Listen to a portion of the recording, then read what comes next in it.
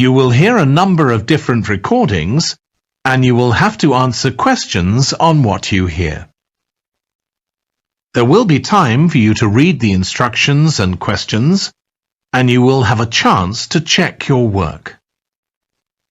All the recordings will be played once only.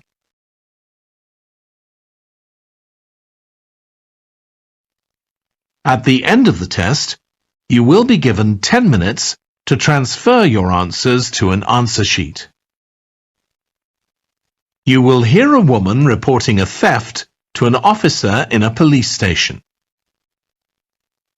First, you have some time to look at questions 1 to 3.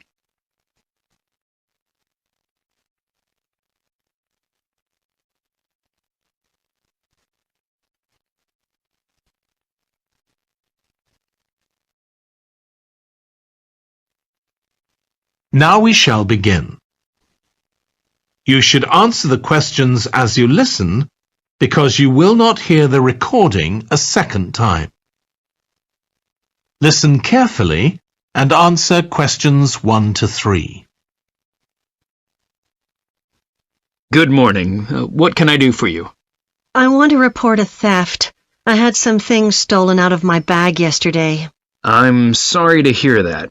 Right, so I'll need to take a few details. Can I start with your name? Louise Taylor. Okay, thank you. And are you resident in the UK? No, I'm actually Canadian, though my mother was British. And your date of birth? December 14th, 1977. So you're just visiting this country? That's right. I come over most summers on business. I'm an interior designer, and I come over to buy old furniture, antiques, you know? There are some really lovely things around here, but you need to get out to the small towns. I've had a really good trip this year, until this happened. Okay. So you've been here quite a while? Yes, I'm here for 2 months. I go back next week. So, may I ask where you're staying now? Well, at present, I've got a place at Park Apartments. That's on King Street. I was staying at the Riverside Apartments on the same street, but the apartment there was only available for 6 weeks, so I had to find another one. Okay. And the apartment number? 15. Right. Before you hear the rest of the conversation, you have some time to look at questions 4 to 10.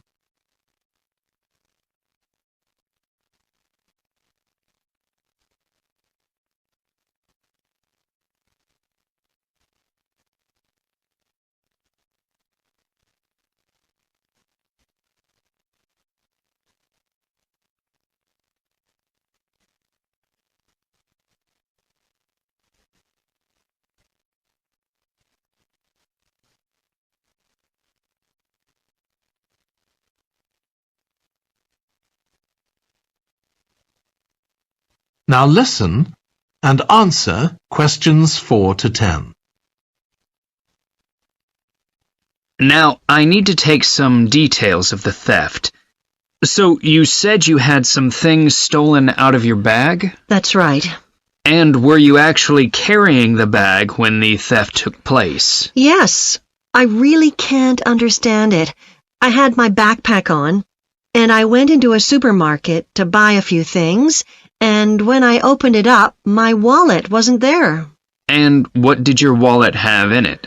Well, fortunately, I don't keep my credit cards in that wallet. I keep them with my passport in an inside compartment in my backpack, but there was quite a bit of cash there, about £250 sterling, I should think. I withdrew £300 from my account yesterday, but I did a bit of shopping, so I must have already spent about £50 of that. Okay. At first I thought, oh, I must have left the wallet back in the apartment. But then I realized my phone had gone as well.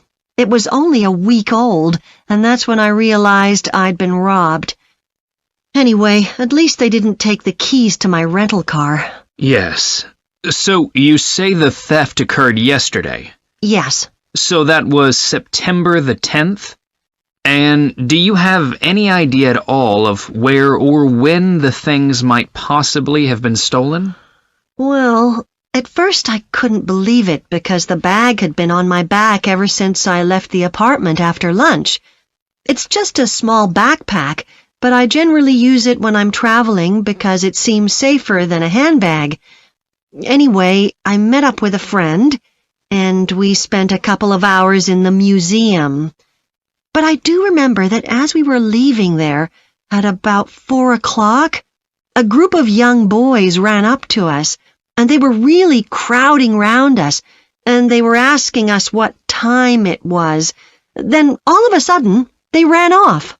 Can you remember anything about them? The one who did most of the talking was wearing a T-shirt with a picture of something. Let's see. A tiger. Right. Any idea of how old he might have been? Around 12 years old? And can you remember anything else about his appearance? Not much. He was quite thin. Color of hair? I do remember that. He was blonde. All the others were dark-haired.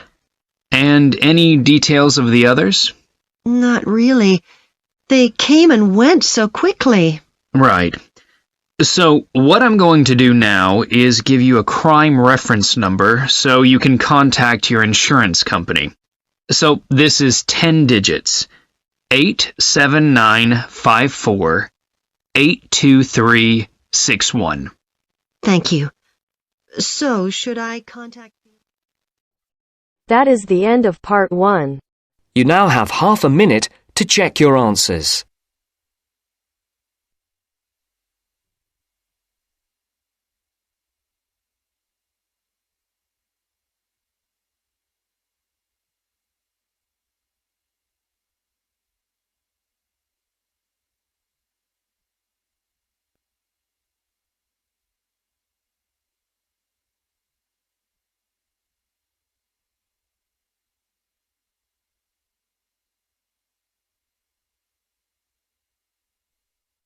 Now turns to part 2. Part 2. You will hear a manager giving a welcome talk to a group of apprentices who are starting their training at the company. First, you have some time to look at questions 11 to 14.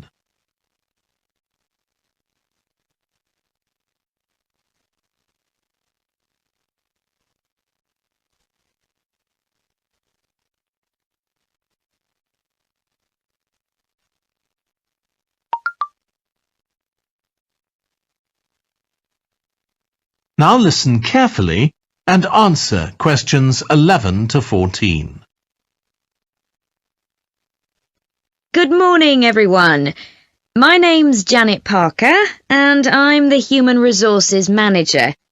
We're very happy to welcome you to your new apprenticeship. I hope that the next 6 months will be a positive and enjoyable experience for you. I'd like to start with some general advice about being an apprentice. Most of you have very little or no experience of working for a big organisation, and the first week or so may be quite challenging. There will be a lot of new information to take in, but don't worry too much about trying to remember everything. The important thing is to check with someone if you're not sure what to do. You'll find your supervisor is very approachable and won't mind explaining things or helping you out.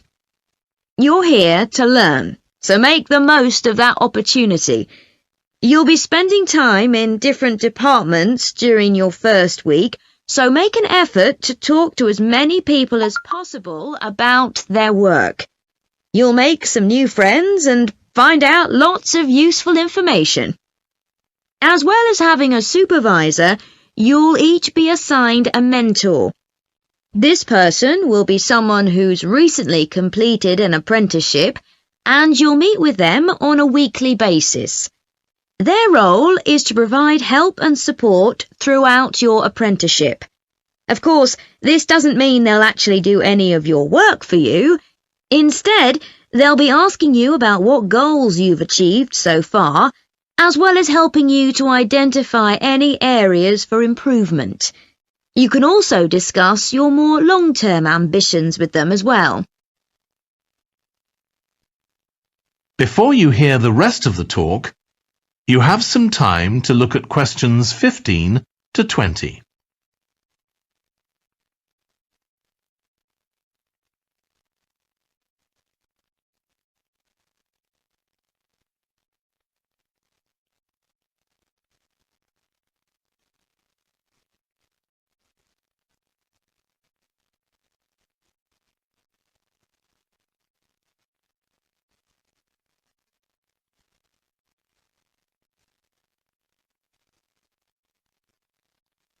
Now listen and answer questions 15 to 20.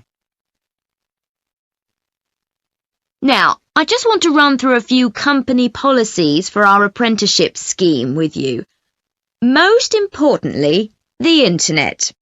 As part of your job, you'll be doing some research online, so obviously you'll have unlimited access for that. But please don't use it for personal use. You'll have your own phones for that. Some of you have already asked me about flexible working. After your probationary 3-month period, some of you will be eligible for this, but it will depend on which department you're in and what your personal circumstances are, so please don't assume you'll automatically be permitted to do this. I want to make sure there's no confusion about our holiday policy. Apart from any statutory public holidays, we ask that you don't book any holidays until after your 6-month apprenticeship has finished. Time off should only be taken if you are unwell. Please speak to your supervisor if this is going to be a problem. You'll be expected to work a 40-hour week, but there may be opportunities to do overtime during busy periods. Although you're not required to do this, it can be a valuable experience, so we advise you to take it up if possible. Obviously, we understand that people do have commitments outside work, so don't worry if there are times when you are unavailable. As you know, we don't have a formal dress code here. You may wear casual clothes as long as they're practical. And the only restriction for shoes we have is on high heels for health and safety reasons. Comfortable shoes like trainers are preferable. There's a heavily subsidised canteen on site where you can get hot meals or salads cheaply. Snacks and drinks are also provided, so we've decided to introduce a no-packed lunch policy. This is partly to encourage healthy eating at work and partly to stop people from eating at their workstation, which is unhygienic. Okay, moving on to... That is the end of part 2. You now have half a minute to check your answers.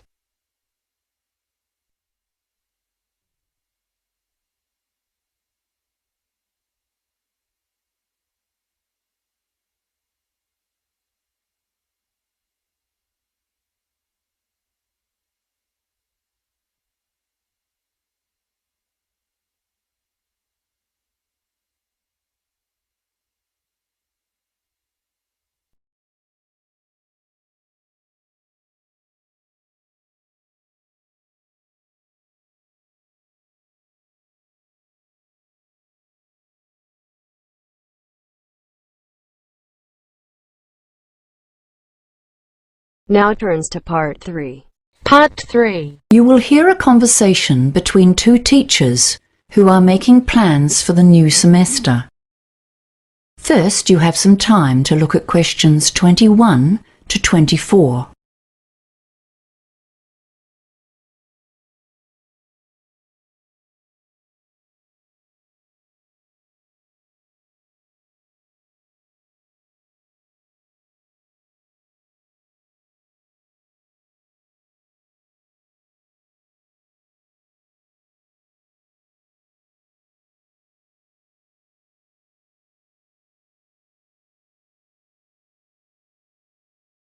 Now listen carefully and answer questions 21 to 24.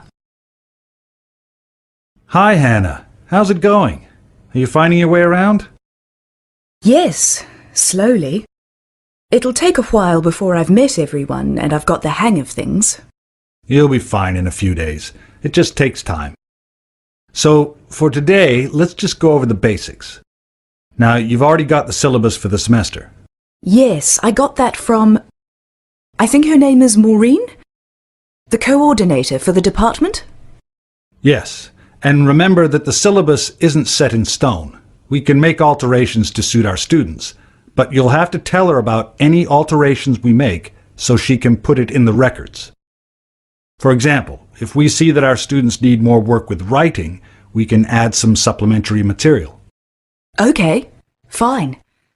So, what about assessment? Do we design our own tests?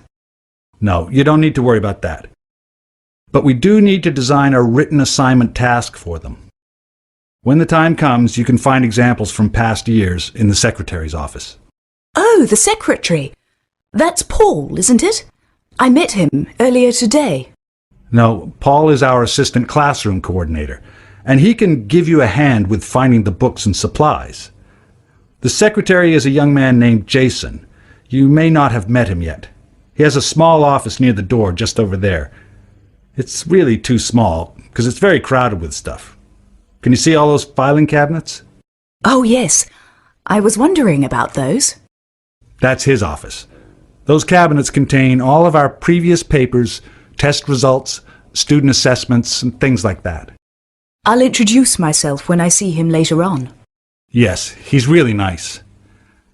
Okay, so we have your attendance list here. Let's see. Good. It looks like you'll have a really nice group.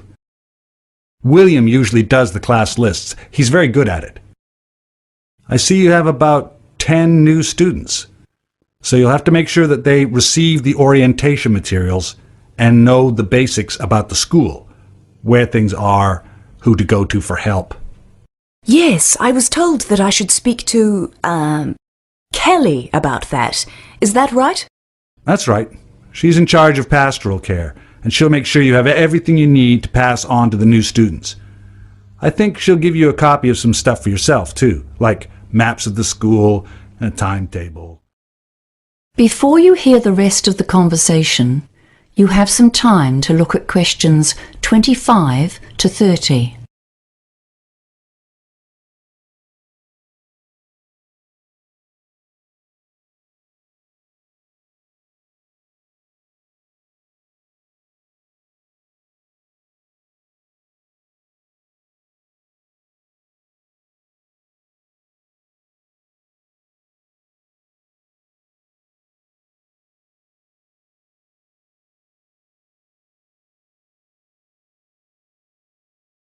Now listen and answer questions 25 to 30. The syllabus itself doesn't have firm dates for assessment and tests and homework, so I think it's a good idea to hash some of that out today while we're both here. Yeah, for sure. I imagine that we'll have to give the students some sort of introduction in the first week? Yes, you'll give them the course overview on the first day, and that includes information about what they will be doing when and the due dates for all their assignments. Okay. So, how many assignments are there? 2, though we also do some quizzes in class. But before the first assessment, we always give the students a chance to ask questions and ask for help if they need it. So in week 4, we need to schedule brief one-to-one progress meetings. Do we do this in class time? Yep. It'll actually only take a morning. You spend about 10 minutes with each student while the others are doing self-directed study. But we want to make sure that the first assignment is due a week or 2 afterwards. Ideally, they will have started that before the meeting. So what do you suggest? Week 5 for the first research report due date? Maybe week 6 is better, right in the middle of the semester. Okay. So, do we meet them again individually once we've graded their assignments? Not exactly. We will meet with them again, but later in the semester, just to give them some feedback and suggestions for improvement if needed. It's best done a bit later, a few weeks before the final exam. which is week 12, right? Yes. It's in the last week of the semester, but not on the Friday. It's usually on the Thursday. We usually try to keep the last day free for a class activity, to let the students unwind a bit after the exam. Sounds fun. The weather should be nice by then too. Maybe a picnic outside. Yes. Or we can even take them out to an event or an attraction. Last year we went to the aquarium just down the road.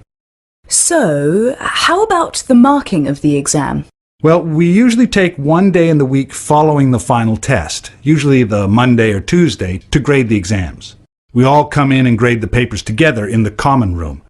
That way, if we have a question about a certain answer or grade, we can get advice from each other. That's a great idea. It'll really help me as I'm doing it for the first time. Yes, even people like me who've been doing it for years find it helpful. I see here on the syllabus that the students can't access their results online until week 15. That's 3 weeks after the exam. That's rather a long time to wait. Well, it's actually the week before that when the students receive their final marks. But we don't enter them onto the computer until the following week because we want to make sure they're correct. That is the end of part 3. You now have half a minute to check your answers.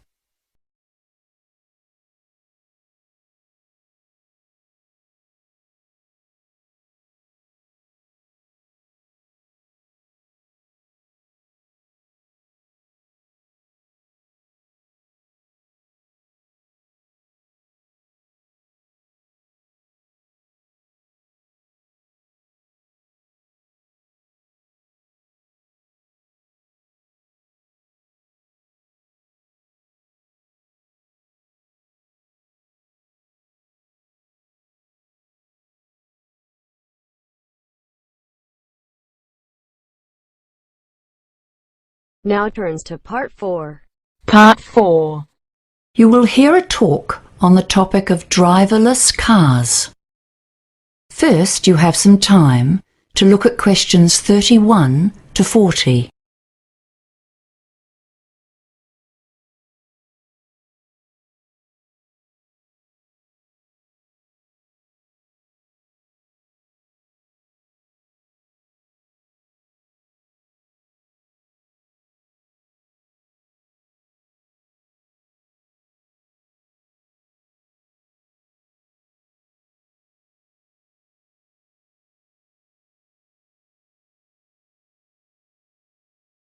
Now listen carefully and answer questions 31 to 40.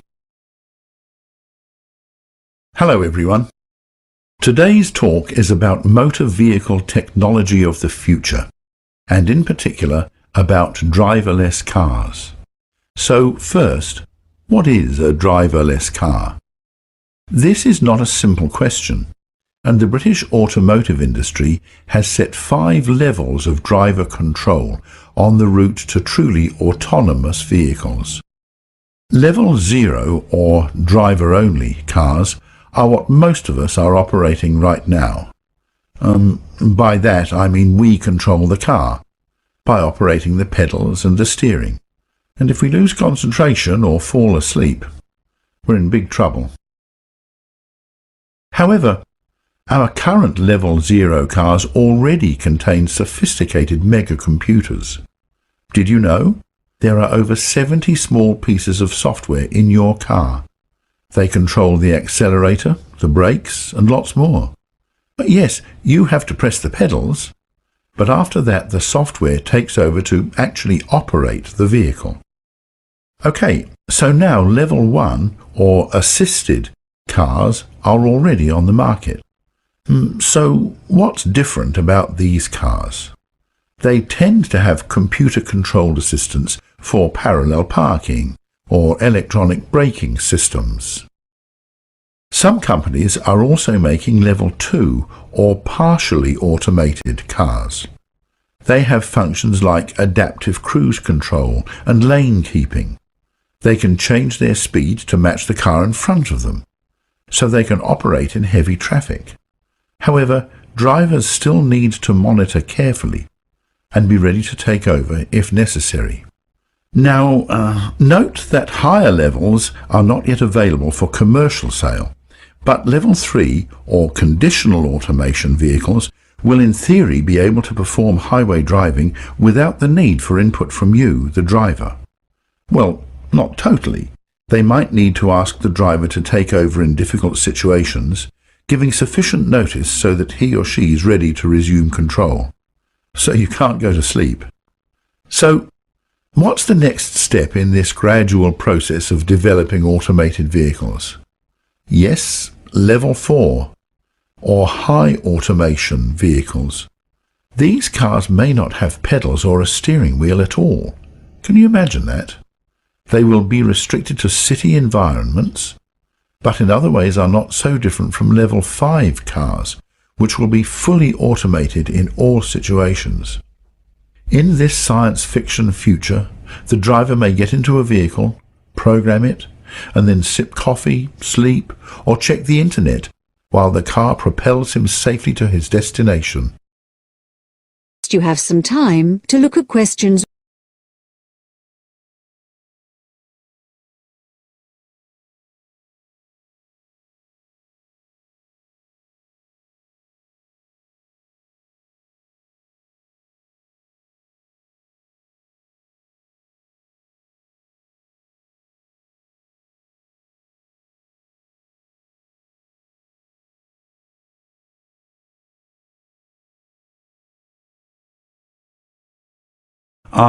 Well, of course, there's intense competition among the automotive industry to be the first to produce and test a workably robotically controlled car. But these cars are nowhere near ready for open road driving.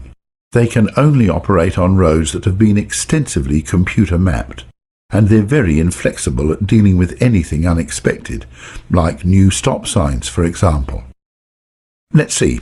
Other technological issues for some models include problems with operating in some weather conditions, such as rain and snow. However, many insiders agree that these problems will eventually be solved, and that the biggest hurdle is getting the driving public to accept the idea. UK and US surveys in 2012 showed that somewhere between 37 to 49% of people would be comfortable owning one of these cars. However, at this time, only 22% of Germans were positive and 24% were hostile about the idea. A more recent international survey in 2015 indicated that 33% would like to own an autonomous vehicle, but most respondents still wanted to be in control of their car. Right, so another issue for the consumer is cost, though this could be offset to some extent because of lower insurance premiums. People may be nervous about autonomous cars, but, the facts speak for themselves. It's estimated that 90% of all car crashes are caused by drivers making mistakes. In 2014, in the USA alone, nearly 33,000 people died in cars. Driverless cars could hugely reduce that number. Some people estimate a 99% reduction in car accidents, but that would require 100% of cars to be robot-controlled. So what about the transition period? After all, whenever it begins, this change can't happen overnight.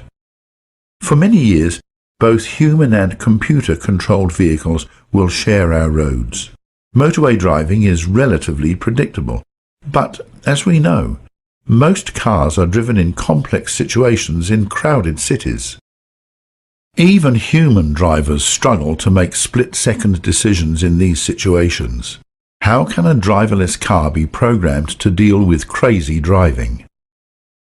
But what's the biggest dilemma? It's an ethical one. How can we program a driverless car to make a choice in cases where an accident is inevitable? Should the car be programmed to choose the lowest number of injuries, or to protect its driver first? This issue is not trivial, and it could cause a big delay in the introduction of the new technology. Nevertheless, this change will surely come. The potential advantages are just too great. As well as slashing the road toll, The cars will potentially minimize road congestion because robot cars will be able to travel much faster and closer together than we do on our current road networks. Eventually, this will reduce driving time and thus increase our productivity. Fuel costs will fall with more efficient consumption patterns, but I suspect driving won't be as much fun. That is the end of part 4. You now have half a minute to check your answers.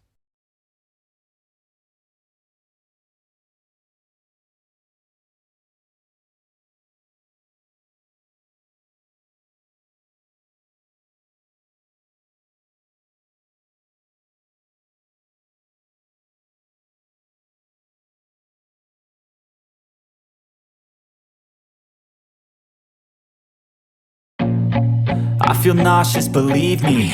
Never had a lot of shit come easy. Had to work hard, struggle just to be me.